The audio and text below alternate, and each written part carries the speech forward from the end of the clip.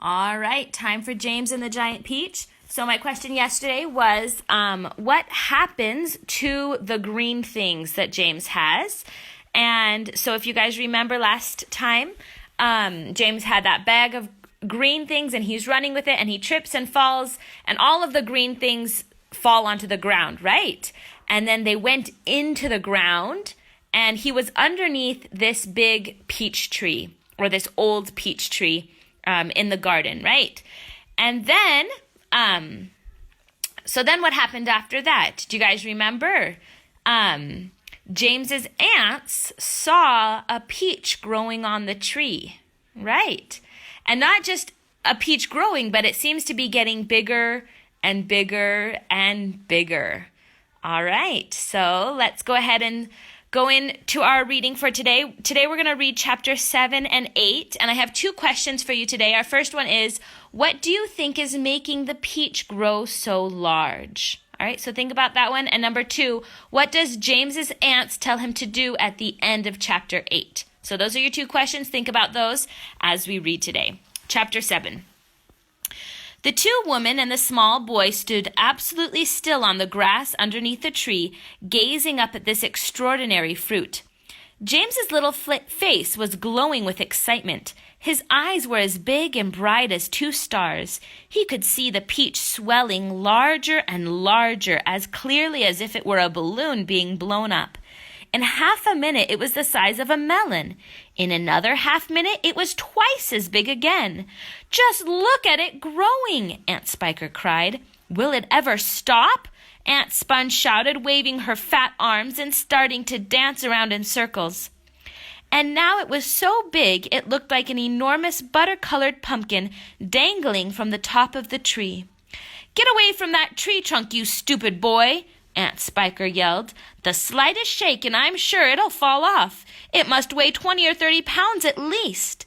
The branch that the peach was growing upon was beginning to bend over further and further because of the weight. Stand back, Aunt Sponge shouted. It's coming down. The branch is going to break. But the branch didn't break. It simply bent over more and more as the peach got heavier and heavier. And still it went on growing. In another minute, this mammoth fruit was as large and round and fat as Aunt Sponge herself, and probably just as heavy. It has to stop now, Aunt Spiker yelled. It can't go on forever. But it didn't stop.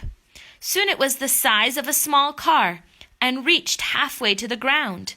Both aunts were now hopping round and round the tree, clapping their hands and shouting all sorts of silly things in their excitement. Hallelujah! Aunt Spiker shouted. What a peach! What a peach! Terrifico! Aunt Sponge cried out. Magnifico! Splendifico! And what a meal! It's still growing.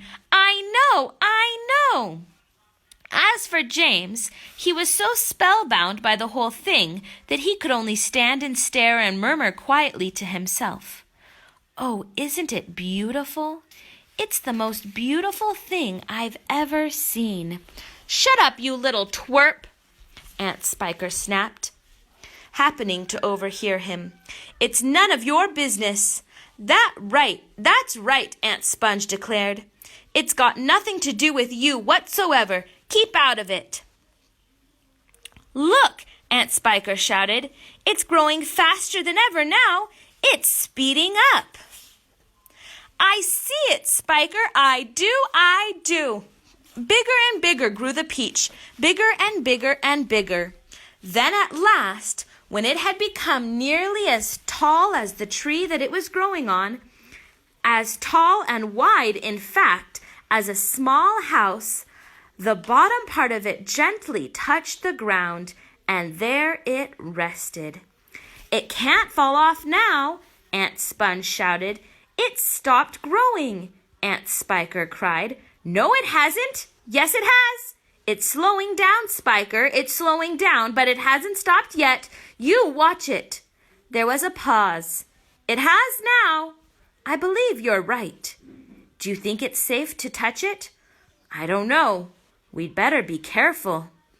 Aunt Sponge and Aunt Spiker began walking slowly round the peach, inspecting it cautiously from all sides. They were like a couple of hunters who had just shot an elephant and were not quite sure whether it was dead or alive, and the massive round fruit towered over them so high that they looked like midgets from another world beside it. The skin of the peach was very beautiful, a rich buttery yellow with patches of brilliant pink and red. Aunt Sponge advanced cautiously and touched it with the tip of one finger. "It's ripe!" she cried.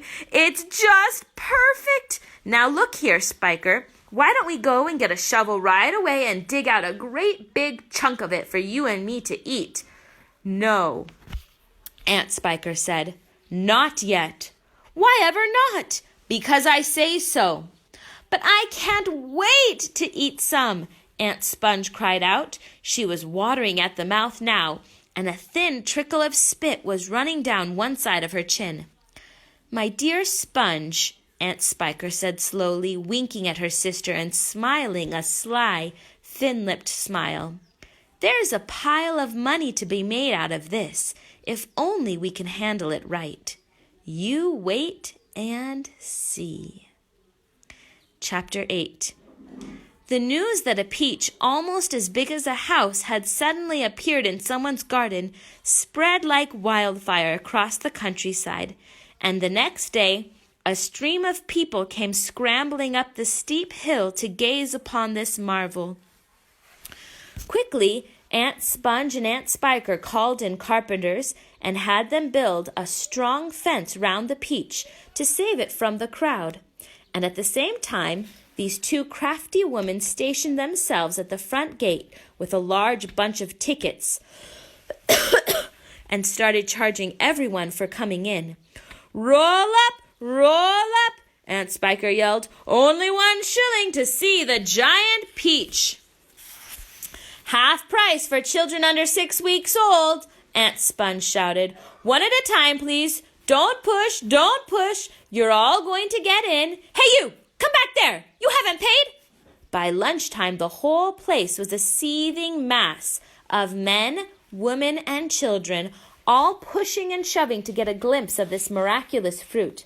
Helicopters were landing like wasps all over the hill, and out of them poured swarms of newspaper reporters, cameramen, and men from the television companies. "It'll cost you double to bring in a camera," Aunt Spiker shouted. All right, they answered. "We don't care." And the money came rolling into the pockets of the two greedy ants. But while all this excitement was going on outside, poor James was forced to stay locked in his bedroom, peeping through the bars of his window at the crowds below. "The disgusting little brute will only get into everyone's way if we let him wander about," Aunt Spiker had said early that morning. "Oh, please," he had begged. "I haven't met any other children for years and years, and there are going to be lots of them down there for me to play with. And perhaps I could help you with the tickets." "Shut up!" Aunt Sponge had snapped. "Your Aunt Spiker and I are about to become millionaires, and the last thing we want is the likes of you messing things up and getting in the way." Later, when the evening of the first day came and the people had all gone home, the aunts unlocked James's door and ordered him to go outside and pick up all the banana skins and orange peel and bits of paper that the crowd had left behind. "Could I please have something to eat first?" he asked. "I haven't had a thing all day." "No!" they shouted, kicking him out of the door. "We're too busy to make food. We are counting our money." "But it's dark," cried James. "Get out!" they yelled, "and stay out until you've cleaned up all the mess." The door slammed. The key turned in the lock. All right, so that's the end of chapter 8. And so our 2 questions for today. Question number 1, what do you think is making the peach grow so large? So to answer that one, you might have to go back to some previous chapters and think about what happened to make this peach grow so big? Okay, so what do you think is making the peach grow so large? And number 2, what does James's aunts tell him to do at the end of chapter 8? All right, what do James's aunts tell him to do at the end of chapter 8? So go to the end of chapter 8. We just finished reading that, so hopefully you remember what happened. If not, go back and listen and think about what they tell him to do right at the end of chapter 8. All right, hope you guys are staying well. I hope you're staying home and away from other people, and we'll see you tomorrow. Bye-bye.